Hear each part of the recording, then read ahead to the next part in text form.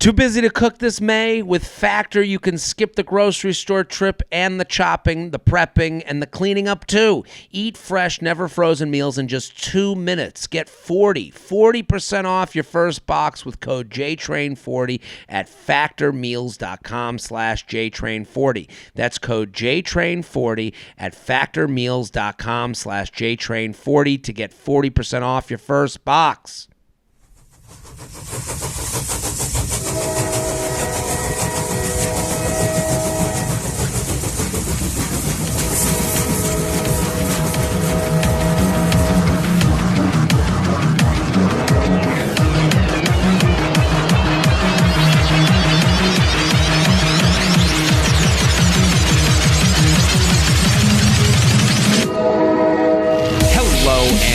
Welcome to the JTrain podcast. This is JTrain Jared Freid coming live from the West Village of Manhattan. We're here every Monday with your emails, your stories, your questions. I say it every episode. Let me say it again. Thank you. Thank you for listening. Thank you for telling a friend. Thank you. That's how this whole thing works. You tell a friend, a brother, a sister, a mama, a papa about this great and wonderful show, and then they tell a friend, a brother, a sister, a mama, a papa. That's how we spread the word of JTrain. And we love your emails. Keep sending them in, jtrainpodcast@gmail.com. That's jtrainpodcast@gmail.com. Anything you'd like. We love a relationship email. We love a friend crisis email. I love I love anything that we can gnaw on the bone of your problem, because you know what? There's no better problem than your problem. Mine, I don't want to deal with my own. I want to deal with yours. That's an easier thing to do. And listen, I'm on the road. If you're out there, I guess I don't even know. I'm getting ahead due to the Europe trip. If you're in Europe in the first 2 weeks of May, I might be in your town. So go to jaredfreid.com for tickets. Otherwise, we're doing U Up Live shows, which the U Up Live is a version of this podcast as well as the U Up podcast. We bring people on stage. We give them dating app makeovers. We play red flag deal breaker. So if you like this show, I am positive you'll like the U Up Live. Chicago, New York, D.C., Boston, Philadelphia. So we're doing kind of like a major East Coast-ish thing. And then I'm in Kansas City. I think I'm going to be in, Charlotte, which it's been a long time since I've been to Charlotte. So jaredfreid.com for tickets. jaredfreid.com for tickets. I'm very excited about today's guest. Today's guest, new to the JTrain, the JCU, the JTrain Cinematic Universe, new to the show, hilarious comic, has a special that is on YouTube. You can watch it right now. It's called Runs in the Family. Dustin Nickerson, thank you for coming on. Yeah, thanks, buddy. I love being here. I love listening to tour promo. I was listening to your episode with Miss Pat, I love Miss Pat. She's been one of my favorite comics forever. And to hear you go Spokane to London is pretty funny. Right. It is. I don't think anyone else does that trip. Michelle Wolf always said the only people that see the whole country are comedians and politicians. Yeah.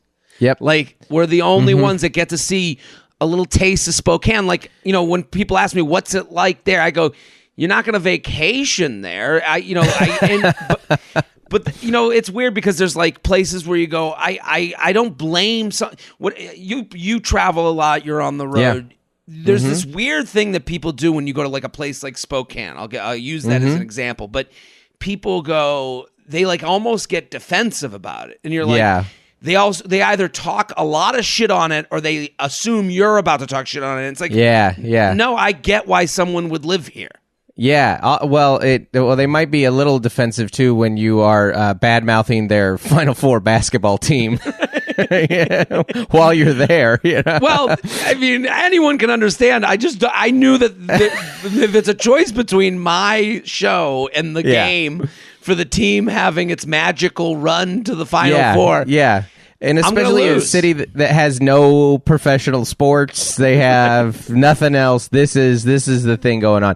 Yeah, I agree. I have been to, at this point, I've been to every state. I've been to every major city in America other than Miami and New Orleans. Those are the only two I haven't hit yet. And you haven't been to Miami and New Orleans? I know, right? Of all the cities. I know. It does sound like I'm actively avoiding party cities. Right. It just shook down like that. That kind of gets it. Oh, go ahead. I'm sorry. Well, I was going to say everywhere. You will not find me being overly praising or overly crapping on a city because everywhere is terrible. Everywhere is great.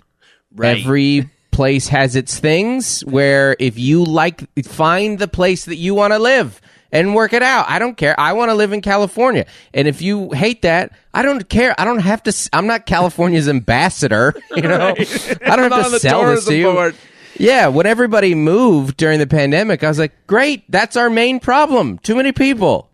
Keep going. Keep going. Get out of here. Yeah. Yeah. Well, it is funny. Like my dad, when I went to, my dad used to describe Europe as every town has a church, every town has a bridge, every town has a museum. And that was his very American way of describing towns that are thousands of years old. He's just like, yeah, there's a bridge, there's a church, whatever. That's what you see. But it is funny to me, and I totally agree with what you said. There's no praise. I'll give you, I'll notice things. I'll be like, oh, in this town, they do this specifically or that specifically. But it's not because I was trying to find a way to, get you for living in Des Moines. You know, good for you. Yeah. I was I was in I should for this maybe I'll keep somewhat names anonymous here. We were in not the name of the city. I was in Greenville, South Carolina this last week and someone came up to after the stage and was like, do you like our city? And I was like, oh, it's cute. Yeah, Greenville's cute. It's got a couple of little streets, and it's got the things that I want, which is like a good coffee shop, a good hang, a thing of some water to look at, a bridge, a church, whatever it may be. And they're like, well, I'm glad you liked it more than such and such famous comedian. And I was like, oh, I wonder what they didn't like, because this is, as far as road cities go, this is a pretty cute one. And then we went and the crowd kind of sucked. And I was like, oh, that's why they didn't like it. Because as a comedian, that's all you really care about is are they bad crowds? Like, if you are good sense of humor people, I'm going to have a blast. You know?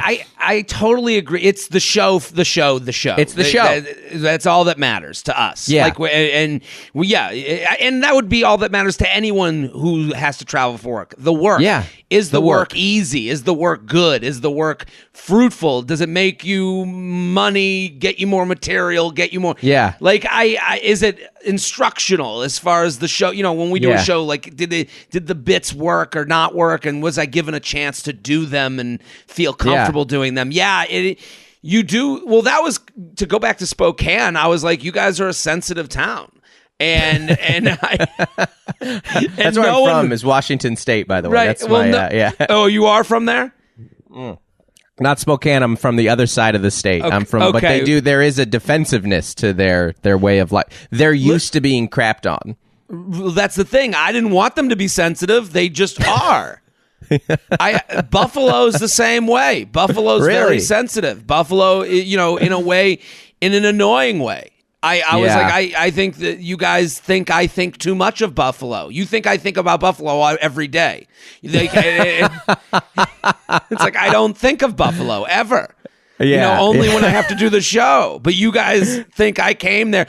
I'll never forget it. I've probably told this story before. Like, this woman at the Buffalo show was like, are you a Buffalo Bills fan? And I was like, no, I grew up somewhere else. Like, it felt like I was talking to a toddler. And they're like, how could you not be a Buffalo Bills fan? But Josh Allen, he's good. You've heard of him. Yeah, I was like, I don't hate you. I just don't think of you. I don't. I said to her, I go, there's stadiums filled with thousands of other people in other towns cheering for other teams. You realize that, don't you? And they're like, well, what? And it's like, it's that type of thing that I go, get out of here. You're annoying. Yeah. They're it's like an old road dog who did like one late night set, and he's like, you know my work, right? And you're like, no, I don't. No, I don't. It is, people get in, I think smaller towns specifically, they just go, because what's great about a small town is it makes a big world feel smaller. And, but you can forget that there's this whole world outside of, and people come, they always ask you questions as comedians like, have you been here before? And you're like, yeah, and I'll come again. It's not like it doesn't register to me that I'm coming to Davenport. I think about it when I have to book a flight, and when I'm here, I'm like, oh yeah, that thing, and then I leave.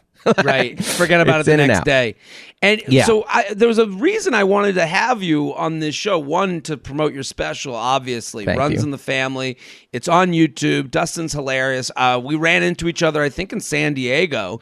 Yeah. Where I watched you do your late night set that was fantastic. Mm-hmm. Everyone's going to love Dustin. The link is going to be in the description of this episode so you can get right to the special. Dustin, I would say I think you're a good asset for this show because we get a lot of dating and relationship questions. You are married with children. How many kids do you have? How long have you been married? You've written a book about how to be married to Melissa, a comedy marriage book, which not usual. These aren't usual things for the stand-up comedians. And you're young. How old are you? I'm 38. I had a whole life before comedy. So when I showed up to my first open mic, I was 27. I'd been married for 9 years. We had 2 kids, and our third was on the way. Okay. So we are living parallel lives that are completely different. I'm 38, never married, no kids. You're 38, 3 kids. Yeah. We're so offended that I haven't been to Miami and New Orleans. I would be offended. I'm like, but dad of 3, there is no reason to go to. You probably don't need to go to either of those towns until the kids are done with high school. Yeah. Again, for context, this is not a joke. When we finish this podcast, I get in my car and go to Universal Studios. That's where I go. Like the van is packed and we're on our way. I go to brunch and have a mimosa. Yeah, hold that's on. Great. So I have this theory when I believe that every relationship is in trouble when one party in the relationship says, I'm going to start doing stand up. Yeah. I agree with a lot of that sentiment. I do. It was a different scenario for us. The whole premise even of our book is that every relationship is unique. You have to find your stuff because no one could ever tell you how to make a relationship work. Don't say that on this podcast. Yeah. No, but I agree. Yeah, well, it's more of a parody of relationship books or these 6 keys, these 4 love languages, and you're like, that's not gonna help you. You might glean. I actually think something like this is probably more helpful because it's a variety of experiences, and but ours was unique in the sense that it worked for a couple reasons. One, our marriage was not in shambles. Marriage has always been the solid part of our lives. There might have been chaos around us, whether it be job or, money, kids struggle, stuff like that. But the marriage has always been never in doubt. It's always been kind of a bedrock to build up from. Also, my wife's an artist, and so she gets the appeal, and she also gets the needing and outlet, if you will, to feel fulfilled in your work and feel like you're making something. And also, when you have 2 kids and you're going to an open mic and doing it you're paying to do the art. Yes. An artist understands that. I think I remember dating someone and I was going to open mics and they're like, are you going to still be going to open mics in 10 years from now? And I was like, I don't know. And you could see, and I was like, I could see kind of the not getting it in their eyes. Yeah. And I was like, that's kind of when the relationship has run its course with person who's dating comedian. Yeah. And the artist rightfully sees the romance in it. Sees not just the romance between you two, sees the romance in the pursuit, sees the kind of the beauty and the loves that you slept in an airport the night before. Loves that because they get that that's what it takes, and any art that wasn't suffered for usually sucks. Interesting, right? At least the pursuit of it, so that helped. It also helped in that she was pregnant and that she was going to bed pretty early. Like my first couple of years when I got passed at La Jolla, the comedy store that we met at, like, because I'm based in San Diego, we would I would always go last, and they have like a best of San Diego showcase, and I would ask to go last because I would get the kids to bed, and then I would get Mel to bed, and then I would I would get up at like 10:30 or whatever, because and there would be a smattering of people left because it's a long show, and I had kind of a deal that I could go as long as I had them, so I would go like 8 to 15 to 20 minutes depending, and I was it just kind of worked out because like my whole house is shut down anyways. The only one who's really missing anything is my sleep, and that was until I started working the road, and obviously that changed the dynamic. But I do agree with the sentiment that if you but I would also say that if you have someone in a relationship that is really suffering with their identity, and also not just their identity, but like what do they want to do with the rest of their lives? Right. That can, if that part of self-fulfillment isn't met, then a relationship can struggle. And I think that's part of being in a relationship with a partner, is encouraging them, helping them, being willing to sacrifice for the sake of them, because the happier they can find in that. It's not like a small thing. Your work is not a small thing.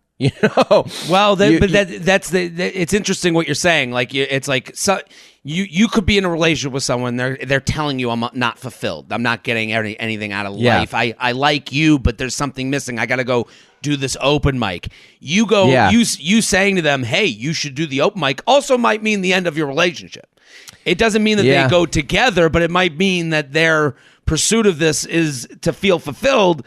Doesn't include you. I've had that in my own life. Yeah, and I think that's not our situation. If my wife today asked me to shut it down, I would, because our marriage pre-existed comedy and is more important to me than it. I wouldn't be thrilled.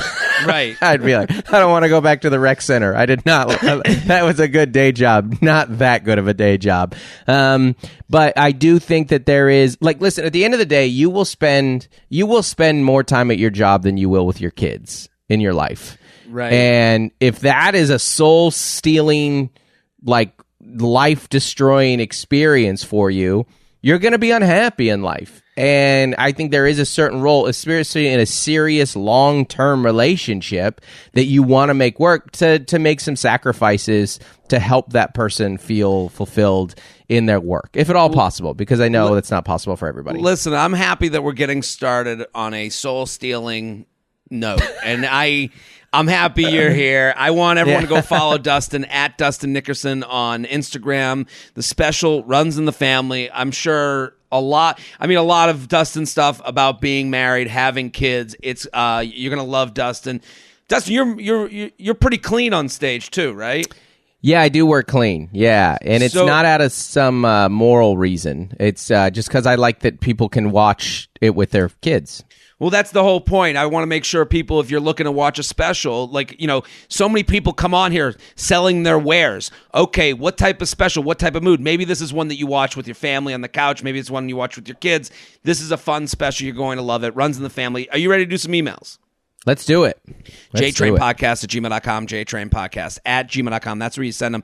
Okay, I love this question for you, Dustin. Long-term relationship, 3 kids. This one's called Mismatched Sex Drives. Dearest Papa JT, I can't wait until you're back in Boston. The last shows were amazing. Finally, I'm in a healthy relationship with someone I'm falling for, but it seems like my sex drive is way higher than his. We see each other about 4 days a week, and I'd prefer to get laid every single day I'm with him at least once. Not my fault. I'm attracted to him, and he treats me right. How do I gently bring this up without hurting his feelings? I'm female 27, and he is male 31. Best, a girl always in the mood. Dustin Nickerson, how does your sex drive? How does, everyone, a tale as old as time. Sex in a relationship, as the years go on, things change. Is this something that you've ever dealt with? Yeah, I think that what's interesting when you like my wife and we've been together since I was 16 when we started dating. I was 17 when we started dating. So and we're 38 now, which means particularly her, as is the life of a female, the drive changes. It's not like the a guy's sex drive stereotypically it's just kind of steady going down the freeway, like just we're one direction, usually a couple stops every once in a while, whereas I feel like between pregnancies and just aging and being like pre-menopause now, there's like U-turns and swirly, it's more like an indie race, like it's all over the place.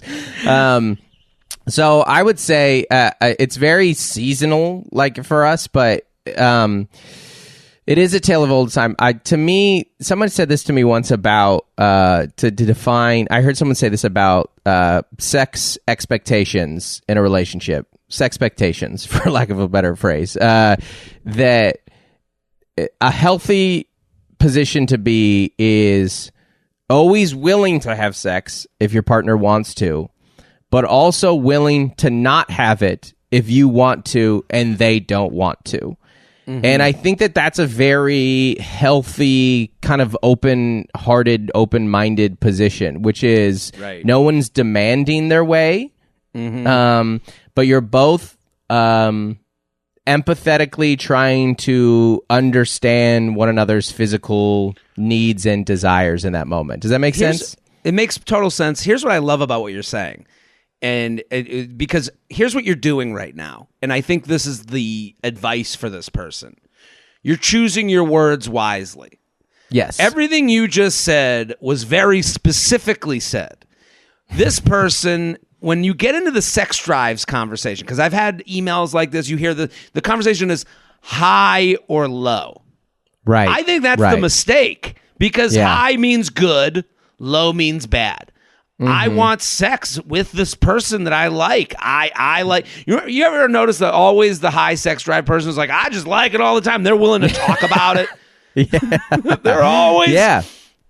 They feel free to talk about it because it is the morality there at the top of Moral Mountain. They get to go. Right. I'm Mr. Sex. I like sex all the time, especially from women. Yeah. They really like to boast in that. Right. They're walking, they're peacocking. Oh, I like sex. And then sometimes the story makes it out into the public. The public being your friends, and they're like, and this guy, he's low sex drive person. And it's like, I think it's just these are styles, not amounts. I think that's what she needs to like. And how do you sell it? Like, I think if she got more specific and was like talking with him and asking what he likes, what turns him on, what do you and now you would know how to thread that needle, and then he's going to ask you that same question. Now he can talk with you. Hey, well, what do you like? And it's not and I think it's like when you just say I like sex all the time, like, that's like eating chips. It's not really like it's just. I think it's salty. That's why. Right. It's just salty. There's a lot of just body around. perspiration. I think that I think you're 100% right. I think specifically no one is the way they are without a reason. And the reason that someone doesn't have a high sex drive, particularly a guy, is usually worth digging into why. There could be some shame there. There could be some hurt there. There could be some anxiety, fear. He could have huge rejection in the past. He could have. There's a lot of stuff there mentally of why he doesn't want to, most likely, or isn't thinking about it all the time. That's what you have to unlock, not just like, are you ready yet? and socially, guys can't really be creative about sex. I've asked men on stage, I've been like, what's your favorite sex position? They either say missionary, or they say doggy style sometimes, and then half the room looks at them like, you animal, you can't even look her in the eye.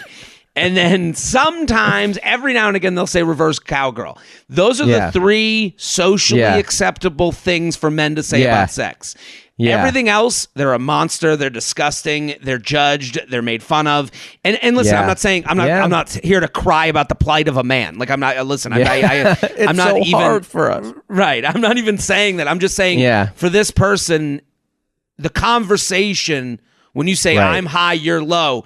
I don't think it's going to get you to a winning place. I think you have to more. It's got to be because if someone said to me, "You have a low sex drive," I'd be like.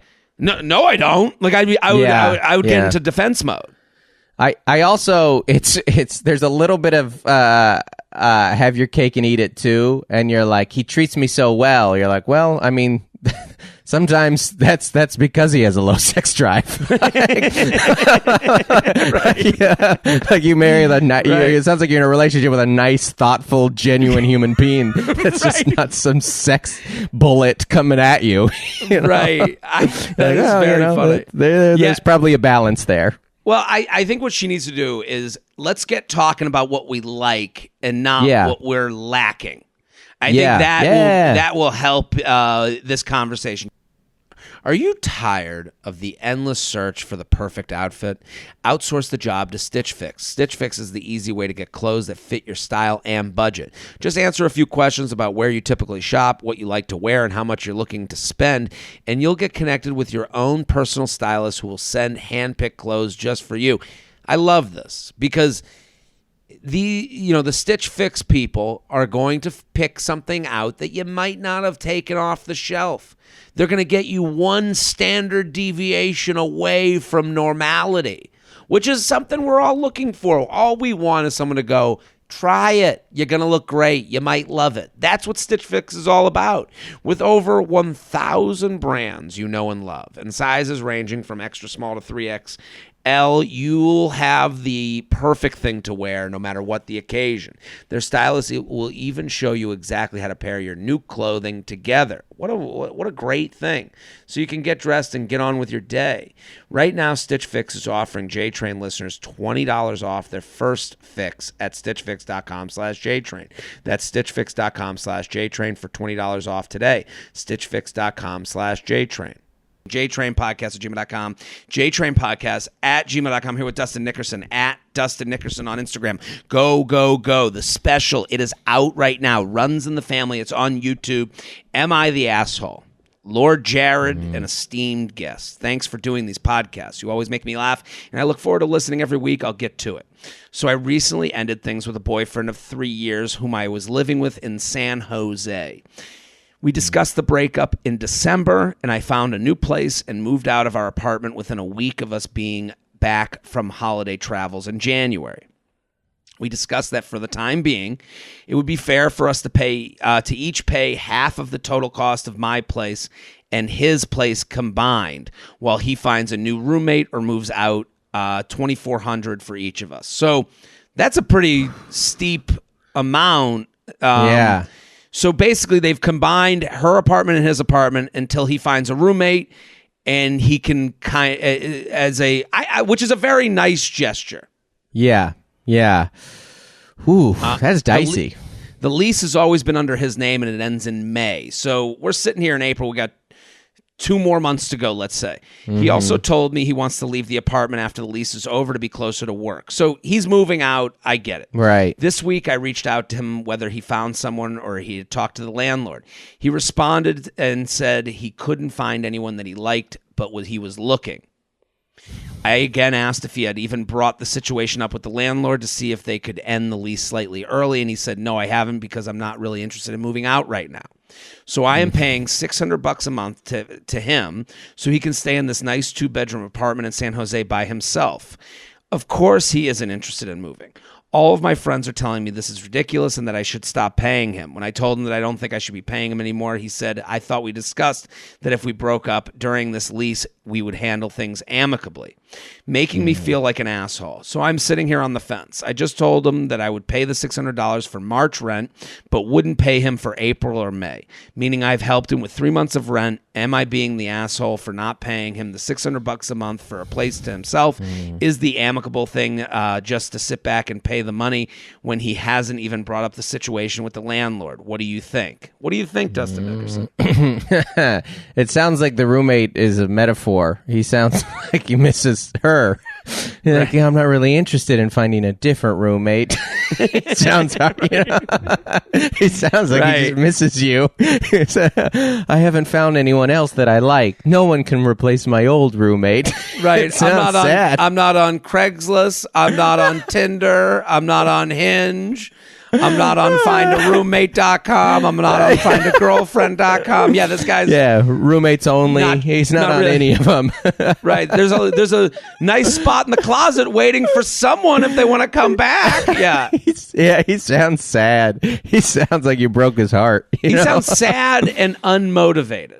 Exactly. Yeah, which is very common when you get your heart broken, right? You can go one of the two different directions. You can get real sad or get real swole. People get real in shape. Those are sad or swole. Those are the choices.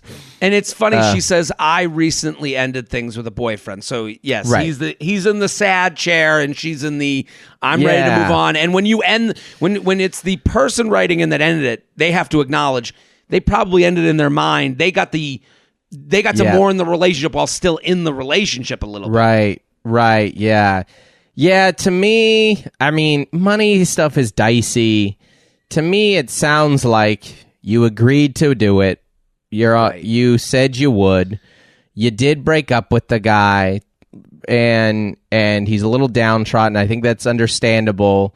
We don't know the circumstances of the breakup, but it doesn't sound like it was something that was mutual. It sounded like he might have gotten a little snuck up on this, and I think this is just from my perspective, from what we know, seems like if you can bite the bullet and pay those next 2 months, like you said you would. Right. I don't know. What do you think? I don't think they're an asshole for stopping payment. I think it's normal to feel the way they feel when you're like, hey, have you looked for a roommate? Have you talked? Yeah, that's true. When someone's not trying while you're paying the buck, I can understand why this person feels offended by that, and they're like, fuck it, I'm not your sugar mama. You're done. Mm-hmm. I'm cutting you off. I understand that. Here's what I don't understand. And this was advice I was given. You'll never miss the money you spend to break up. Oh. Is that a billboard for a divorce lawyer? I think it could be. That should be a T-shirt. That should be a slogan. You will never miss the money. You will be, if you want out of a relationship, and maybe this is somewhat male, and I hate to gender it, but I'm just saying, like, this was advice given to me by a man. Like, just like you, because you don't want. And it might be gendered because I do think, like, a lot of guys feel guilt when they end a relationship. A lot of guys feel like, they've wasted someone's time when they end up with a woman. So they're like, I don't want them thinking of me as a dick. I don't want them thinking, well, Andy was cheap and he cut me off. Right. And it's funny that it doesn't occur to her. Or maybe it does. She's asking if she's the asshole, but it feels different here the way it's being written in. So I'm in the boat of like, take the money, and once it's done, we never speak again. You'll never tell anyone I didn't pay. You'll never go and be like, you know what I mean? Like I'm gonna pay for your movers. I'm gonna pay for my for the rent, and I don't think 7 years from now she's gonna look back and be like, I missed out on that $1,200. I think she'll be more happy to be out of the relationship and wherever she is in life than regretful of the $1,200 that she lost for April and May. Yeah, it almost sounds like a sports team when you just got to eat that bad contract with a player who's not good anymore. Right, it will cost you more in energy to go take him to court to try and get out of it. Exactly. You're like, just cut him and eat the contract. Right. At least they're not on the roster anymore. It is funny because this email, asks if they're the asshole, but if you're listening or watching on YouTube, you're getting two men who are just like, take the money and run. Like, I think a lot of men would rather that than the drama of, because like she went to the friends, can you believe he wants me to pay? And you're like, I wouldn't even talk about that. I'd be like, Just get away from me. Whatever, like, even I got, like, when he said the response, like, I thought we agreed this would be amicable, and I thought we agreed to this. I, like, cringed, because I'm like, no, just pay, so you don't have to get that text. Because now, I feel like if you do cut him off, now you're potentially creating a new problem, which is he's mad at you for this. You're having to play like parent, like lectury, motivating. Right. You said you would do this. If you can throw some money at this to make this situation disappear, if you have that extra capital, which you live in the Bay Area, it sounds like you might, right. Like that would be my thing, because you don't need that extra headspace floating around, you know? And you made the deal that you could afford. That's the thing. You didn't make the deal. You made the deal knowing low, on the low end, on the shittiest scenario, you were already prepared to pay this money. Yeah. Yes. So you wouldn't make a deal that would make you poor, cash poor. Right. So it sounds like you made this deal knowing what the worst case scenario was. Yeah. And you're mad that they're not working towards making it a better case scenario. Yeah. And, think of it this way. Look at the unmotivation. Look at kind of the downtrodden, maybe a little bit of self-pity, and be like, whew, I made the right move. Right. JTrain podcast at gmail.com. JTrain podcast at gmail.com, here with Dustin Nickerson at Dustin Nickerson. Go, go, go. The YouTube special, the link is in the bio of this episode. Go watch. You're going to love it. Friend got married, didn't tell me. Hello, Jared. I don't think they're your friend. Hello, Jared. I was going to say friend in quotes there. That's kind of a relief, though. Wouldn't it be nice if, like, a friend you just knew who you were done with and didn't have to be responsible for texting on their birthday? Oh, absolutely. Like, we're done here. That's great. I don't want any more friends. I'm set anyways. If I could lose one, great. Right. My friend of 12 years got married on Sunday and didn't tell me. She had always planned on a small wedding and said when the time came, I would be her witness. She came over Monday before the wedding to borrow some shoes for a gala she had to attend and to get a second opinion on her dress. We spoke multiple times through the week. Then the following Monday, she texted me a picture of her and her partner. I actually needed to borrow the shoes because we got married this weekend. Oh, this is fucked up. I congratulated her, but was a bit upset by the light deception. While she has every right to a private moment, I think there was a better way for her to address this beforehand. For me, this is the final straw. She has a history of treating others like they are less than, constantly talking about herself with very little self-awareness, and doesn't match my energy and contributions to the friendship. I have talked to her about it in the past, but it hasn't improved. Am I over the initial hurt? I'm over the initial hurt about the marriage, but I'm wondering, do I address this with her again or quiet quit the relationship? She is still texting me often, and I will run into her in social settings from time to time. I thought about sending her a breakup email, but that felt childish. However, not addressing the issue and freezing her out also feels childish. Any tips on how to deal with this? I'm stumped, but don't need her negative energy in my life. Wow, this went in a direction I didn't expect. It is bizarre to come over Monday before the wedding to borrow some shoes for a gala and then find out that the shoes that were borrowed were used in a wedding. That's crazy. This is a crazy person. Not a wedding, her wedding. You're right. Right. That is wild. That is, that's like some people are just so comfortable lying and like categorizing these little secrets like it's like a fun little game for them, Well, I think that's a good point. There are people I know who are somewhat like this, not to this extreme, but they are very much I'm the star of the movie, which it sounds like this person is. Like you are a side character in her movie. But they kind of get off to the idea that like, oh, wait till people find out how I did this wedding. Yeah. Right? Like it is like, because for her to borrow things from you, you're close enough of friends. Like I thought she was going to be like my friend of 12 years who I haven't talked to in a few months got married. Like that is like kind of understandable. She was at her house. Borrowing shoes. Borrowing stuff. Used her stuff. And so to me, this person... It's I don't like when someone's like using me as a pawn in their fun little game, plot twist in their life. Do you know what I mean? I 100% agree. I think as adults, you're just like, listen, I got limited time. I have limited emotional bandwidth. If this friendship is hard for me in any way, we're done.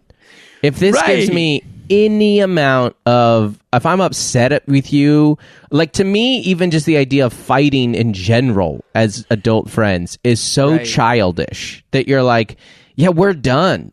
I wouldn't even send the email. I would just grow apart from them. I would friendships should be like a vacation from the reality of life and the stresses of life. Like you friendships should like make you feel good to the point that it's a little ridiculous. Like that's why you go to this friendship island so that you can escape what's going on in your life. If the idea that like you're right, it is an energy thing. Like now you were brought into this. You know, you gave them shoes out of the goodness of your heart for whatever event you thought they had, and then they're like, "Well, just kidding, got married," and you're like, "Why?" And the mental energy you have to put into like, wait a minute, what? That is too much for me. You want in friendships, especially as adults, though I say this to my kids all the time as well. You're looking for friends who just like you. And they like you for you. And the reason they're friends with you is because you add value to their life. They like being around you. That's why they text you and they call you and they want to go get drinks with you and whatever it may be, and go on trips with you. And this friend showed you how you value them or what they value of you. And it's a pair of shoes. That's what they get out of you. They don't like you very much. They only, like, that's a narcissist, right? Like the person who and that person, that's a bad friend. What are you getting out of that, you know? Right. I'm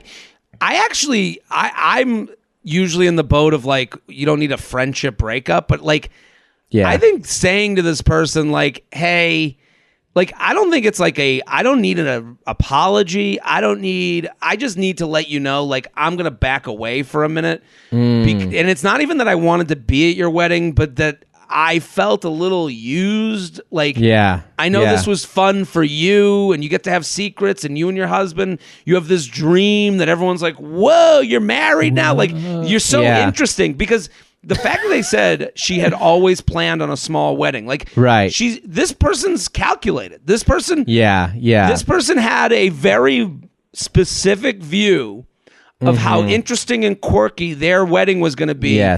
So much so that they didn't care who's would get offended. And that's how little and what you said is right. Like, they didn't even care about you. This person had a small wedding because every day is their wedding. Every day is, look at me. I'm so pretty. I'm so interesting. Look at me. You're like, it would be a little redundant to have a formal wedding when you live every day like this. I have a couple narcissists in my life, parental figures of whichever side. And I always actually, I don't engage when they're being dramatic or they want something. I always feel like the best punishment fit into a narcissist is just straight up ignore them, because they don't mind the drama. They like it because it's still attention. So I like them. So when I get the email from particular family members or friends or text or whatever, I just delete it, and I'm like, I don't think of you. I guess like my fear, and I agree with that. My fear is like, I guess you have to stop engaging with them on anything. Like, like, I just don't want the email that's like, hey, can I get those shoes again? And then you're like, you know what? It's nothing. I'll send them the shoes. And then you send them the shoes. They go, tricked ya. It was my funeral. Like, I don't know. Like, I know that I'm the type of like people pleaser. That I'm like, you got me again? How did I fall for this again? But I agree with you. I think that you have to ignore everything. I think it's like a done-so situation. Delete. The opposite of love is indifference, right? That's the Lumineers lyric. Just like, you're done. You're done to me. I don't even think of you. JTrain Podcast at gmail.com. JTrain Podcast at gmail.com. Here with Dustin Nickerson. Go follow at Dustin Nickerson. The special is out. It's on YouTube. You can watch it right now. Our friend Alec Parent made it, didn't he? Oh, Alec. Yeah, you know Alec. Yeah, Alec, he did. Yeah. Alex is fantastic. He is really good. He did a great job. Yeah, he's the best. It's so funny because I tour a lot with Taylor Tomlinson, and how long were you out with? With Michelle? Like, I know you're close to Michelle. Did you tour with her for a long while, or just some? Like a year, and then some. Like, but when she was getting ready for the Netflix special that Michelle Wolf taped, I was all over. Yeah, we do have a lot of similarities, despite our just wildly different life stages. But I do think that, we have enough in common that if we sat, we'd be like, hey, this we get a lot in common. Right. Yeah. But Taylor and I would like talk about it, and a lot about prep, and she'll talk about her specials, and I'm like, Taylor, like, you have 2.5, and then just signed 2 more Netflix specials. Mine's being made by a guy who lives in a van, Taylor. We're not the same. We're not the same. We don't have the same budgets. We don't have the same marketing strategies. Right. It's on my YouTube. We went van to YouTube. There's no Netflix. There's no. We're in different economies. Me and you here, Taylor. That's hilarious. I'm glad we're friends. That's why everyone needs to go watch Dustin's special. We're trying to get him out of YouTube van world. Yeah. And you know what? I'm okay with YouTube. I would like, as long as it's successful YouTube, because absolutely. Everyone's always out there like, dude, these Netflix specials are huge, or these YouTube specials are huge. You're like, some of them, yes. Some of them are huge. Some of them are Ari's. Some of them, Big J just dropped one yesterday. That's going to be big. Kelsey's is doing well. Some of them are big. A lot of them you don't know about. That's why you need to go. We need to make this one big. So go. Thank you. Go. Appreciate that. It's in the link is in the bio. Why doesn't my fiance get jealous? Oh. Ooh. I like this one. JTrain Shelby, an esteemed guest. All the feathers. I'll jump right in. My fiance and I are both 31. We're getting married in 2 months. Have been together for 2 years, living together for the past 8 months. We have a great relationship and are definitely ready to make the next step. But there has been something weighing heavy on my mind. He doesn't ever seem to get jealous. This might sound weird, but I think a little amount of jealousy every now and then is very healthy and shows that you value what you have. When we go out, there have been multiple times when a guy has started a one-on-one conversation with me and he's seen names pop up on my Snapchat that he doesn't know, and he never asks about it or ever seems fazed. Obviously, I wouldn't want some irrational reaction from him, but I would like some kind of emotional response, considering I would feel jealous if the roles were reversed. So I guess my questions are, is this something to worry about? The fact that he never seems to care about interactions I have with other men? Is this an indicator of how much he cares or how highly he thinks of me? Or are guys just honestly oblivious? I would greatly appreciate any kind of insight on this matter. Well, I think we're 2 perfect candidates for this email. You've been married, and do you ever feel jealousy? Is what they're asking correct, or is the perspective kind of off? I understand where it's coming from. Mm-hmm. I think there is an element of where people want to. That's how they feel valued. But that someone's jealous for them. But I do think that you, as is the case with a lot of things in relationships, you go, well, this is how I would react. And so then therefore, this is the correct way to react. This is the right way to feel about this. For me, my wife is very pretty, and people take the time to say it, and there's been creepy guys who have said things or done things. And if I feel a need to protect, that's one thing. Like, are you in danger? Is someone, because that's an element with guys, obviously, is like, are you flirting or are you going to kidnap her? But I think that a lack of jealousy can actually show how much he values you and how much he trusts you. And so if he is not being jealous in those moments, what he's saying is, I trust you. You're not going to act on that. I'm not worried about you in the secret moments, which is a high praise.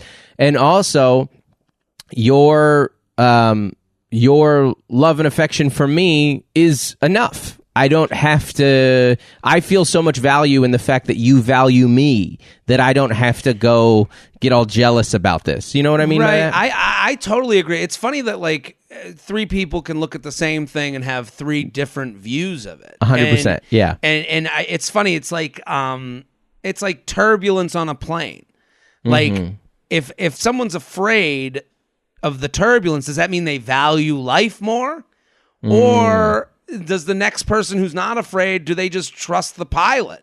You know, and trust that someone wouldn't put you in the wrong place. Right. And say, well, people fly all the time. Why would I ever get afraid? There's nothing to be. And, you know, and there's also a third perspective is like, if we die, what am I going to do? There's nothing I can do about it. Right. You know, right. And it's funny because this person sees no jealousy and they go, they don't care about me. You see no jealousy and you go, well, they probably trust their partner so much. It's quite a bit of love and respect they have for them. Yeah. I see no jealousy and I think, oh, he probably thinks, what am I going to do?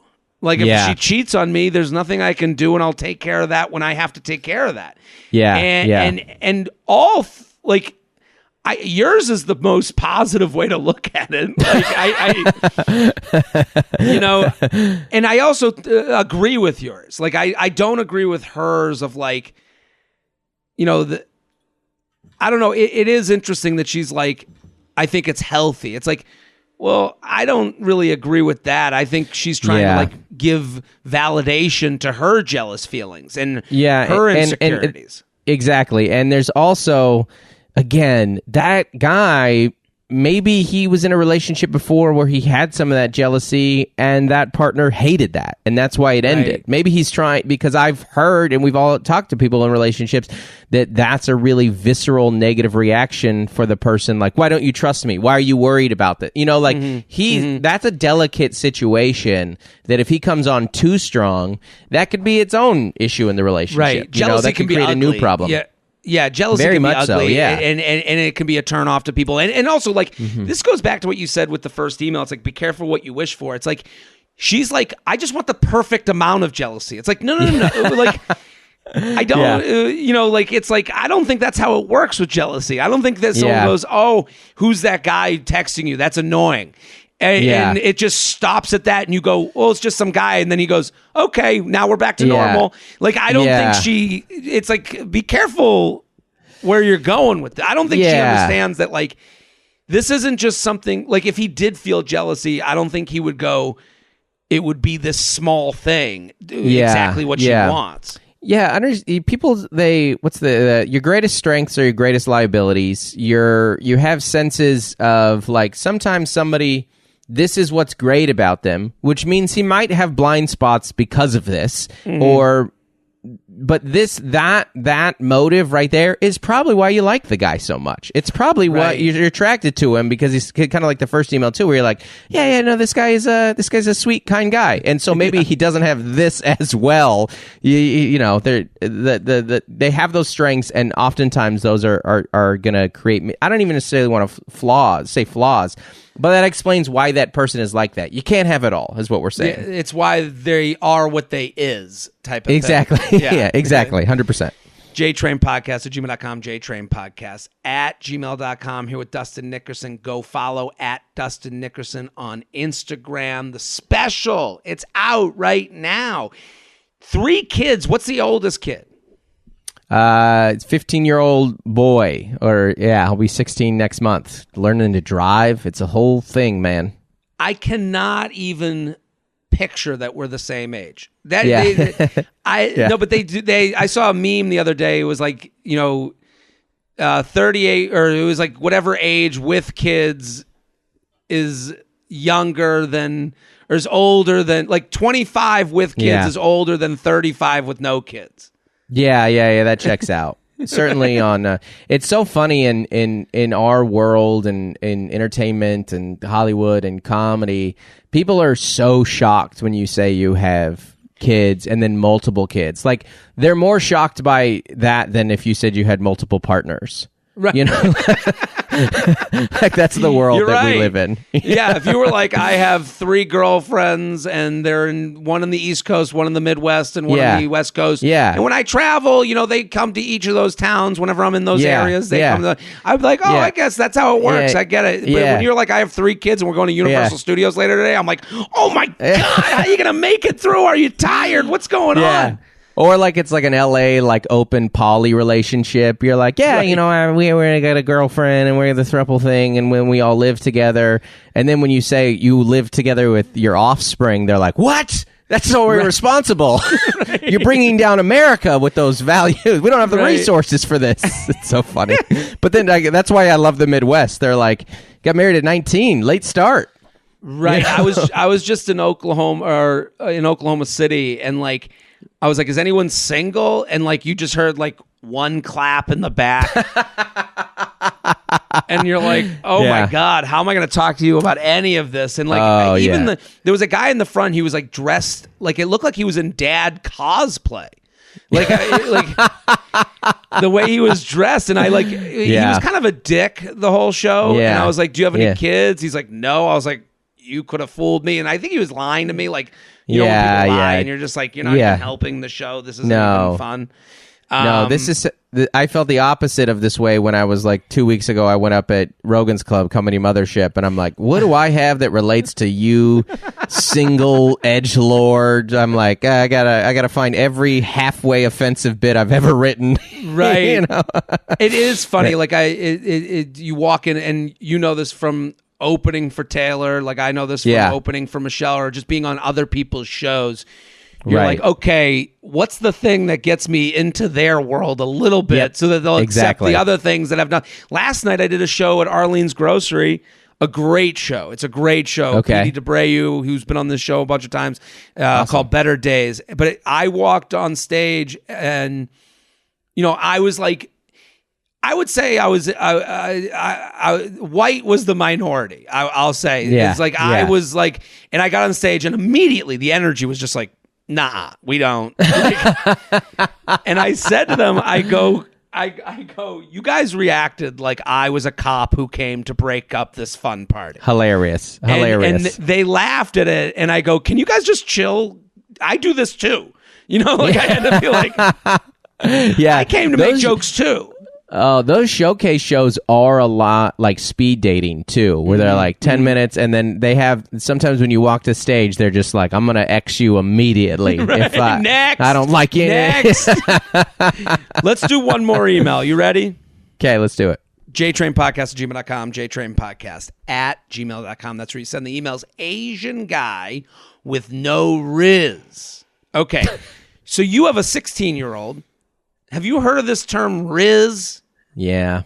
I tell Taylor and I talk about that all the time. She's like, "You're so old," and I'm like, "Taylor, I have teens. I'm more in touch than you." Yes, absolutely. I'm that's front line. Like they're into it. They don't like when you talk to like when I told her, I was like, that like young teenage girls, they're not really that into Taylor Swift. She's like, what? I go, Taylor Swift is their mom's band. They like Billie Eilish. Hilarious. Yeah. But yes, I am familiar with the term Riz, which is usually what it happens is it's always the same thing. It's white teens stealing from black culture. It seems as though that came no cap. That came up on my other podcast, like the phrase "fuck around and find out." I was like, that does. Yeah. I think that's something white people just found out about. Well, Riz came to my attention because it was in a New York Times article about like dating buzzwords. And interesting. And my claim when I heard Riz, and I guess it's a form of charisma. Yeah. So charisma, I was saying that Riz screamed to me as nerdy internet people like being in awe of charisma, so they had to turn it into something because people on the internet generally don't need charisma. So no, yeah, I hear that. To me, it sounds like a new Mountain Dew flavor. Right. Mountain Dew Riz. Right. Well, then so it's raspberry blueberry. Okay, got it. I was then informed by a lot of teachers that they were like, no, Riz is like young kids language. Yeah. It's not even in. So hi, Jared. I'm an Asian male in his mid-20s who has struggled with the dating apps. I'm 5'7", in consulting, liberal, like I'm a decent-looking guy, and I'm looking for a relationship. I have gotten professional pictures. I get about one Bumble/Hinge like per month and a match once a month. What is your advice for fixing my dating problem? I know I have dating problems because I'm constantly hearing on dating podcasts tales of guys who are ghosting women and otherwise acting like they have plenty of options on apps. It seems like many guys have so many matches that women are chasing them. I've thought about going to female friends, but I don't want them to think I'm some bitter incel, nor do I want to be the guy that is pitied in the group chat since I don't have game. Talking about how much you don't get laid that much isn't exactly catnip for women, LOL. Aside from hitting the gym hard to put on muscle, which I have been doing for 6 months, and getting a fashion consult, which I did a year ago, do you think there's anything I can do to improve my situation? Or am someone who should focus on their career and not dating for the rest of my life? Well, I like this email. I like this emailer. Too, yeah. They're going through it. I totally get it. I think there's perspective shift that they need to have first off. But Dustin, what do you think? Well, I mean, listen, I'm going to have to punt to you in large part on this because I don't know this world. Right. And I will say, like the lonely guy. I mean, there's just I feel bad for him in the place of society because no one's putting any value on him. He feels rejected. Right. My first thought is just to say a note to the guy. Hey, man, sounds like you had a good job. You're trying really hard. You're still really young. You got a life in front of you.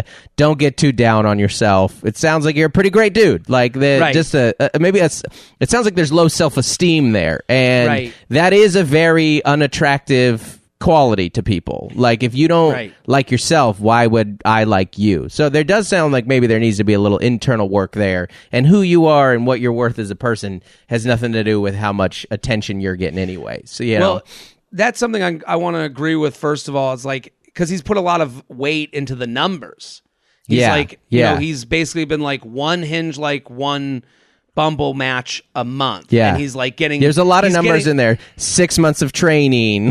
Like there was a lot. It was very calculated. Well, that's the thing. He's looking for mathematical reasons to his issue of... That's not very mathematical. It's very... Right. It's a little bit, magical and fairy dust a little bit when it comes to dating and finding someone who's the right connection with you. It's a lot of gut instinct. It's a lot of these things that...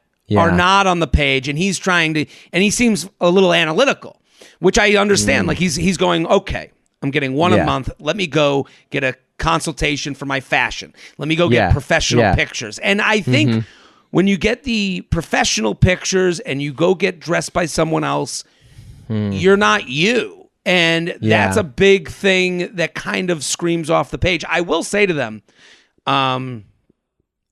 when they write, I know I have dating problems because I'm constantly hearing on dating podcasts tales of guys who are ghosting women and otherwise acting like they have plenty of options on apps. I would say that noise is louder than the reality.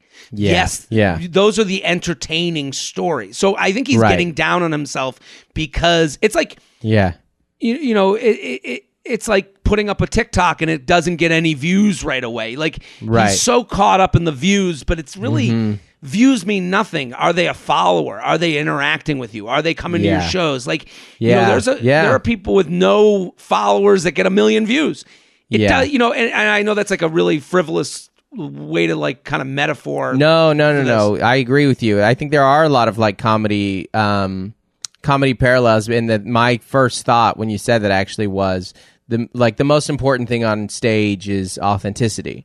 And crowds have a high BS radar. And it's why, like, you can be Seinfeld and be super pretentious and talk down to the crowd because he's being authentic. As long as you're being authentic, they don't really care. As long as you're being who you are. And I would, like, if you have someone else dressing you, if you have somebody else taking pictures of you, if you have, you're kind of like building this Frankenstein online thing. You're like, that's not even you, man. You don't even know how to be that person. You are not looking, the same thing with very comedy, you're not looking to get everybody to like you.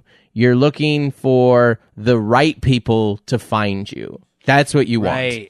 And that's so you just have to be your most authentic self out there. And if you're, if you're into, we live in San Diego, every year, 1 million nerds come down to Comic-Con. Right. And they're cool and they're hot and they like each other. And you're like, yeah, man, it's a big world. Find your group. Find the thing, what's great, find the things that you really like about you and the things that you do and just double down on those things. Be totally you. Yeah, because right now, you're totally right. He's like zigging to try and zag. Right, he's trying to, right. And it's like, you were so right when you said, like, you put together this Frankenstein that you don't even know how to be. So now that person on the other, whoever you're talking to on the app, is going, what the fuck's going on? Like, it's not even getting an authentic They need to be more authentic. They need to realize the apps are a piece of the pie. And the one thing I'll say to them, they were like, I don't want to go to my friends. No, they should definitely go to their friends. The going to the gym doesn't matter. No. You're trying to become something you're not. Be you. Right. Be totally you. I would find my most trusted female friend and I would go to her and be like, hey, can you help me make a dating profile? I think that would be the best person because they would go, here's why I like you and here's why other people will like you. I would go to them and be like, what do you think? And then they will help you the most. And like you're saying, like, I don't want to talk to them. Talking about how much you don't get laid isn't exactly catnip for women. You're not trying to impress your friends. You don't, as you said, your friends aren't to be impressed. They're your friends. So they've decided. They've already decided. They like hanging out with you. Go to them. Go and lean on them and go out with them. That's a new way to meet people. Yeah. Oh, yeah, that's good. Yeah, I like that a lot. They got friends. Right. Maybe introduce me to a friend. I think you're right. I think that nearby friend can give you a lot of feedback. And and I know enough single friends that you are right, that the apps are a language and a game all of themselves. It's like marketing, people get matches and connections or whatever for a reason. It seems like it's a real kind of almost art form in creating that profile. Like I would imagine that sometimes if I saw some professional pictures, that would make me not want to connect with them. Right. I'm like, you're trying too hard. Now you're missing out on the people that you'd actually want to meet. Exactly. Yeah. Yep. I like it. JTrain podcast at gmail.com. JTrain podcast at gmail.com. Dustin Nickerson, thank you so much for coming on. This was fantastic. Thanks for having me, man. This is a lot of fun. I think we might actually help some people here today. I like it. We help society. Everyone. Here's a great way to help yourself. Go watch Dustin's special, Runs in the Family. It's on YouTube right now. I'm Jared Freid. We're here every Monday. Keep sending your emails. Back next week. Boom.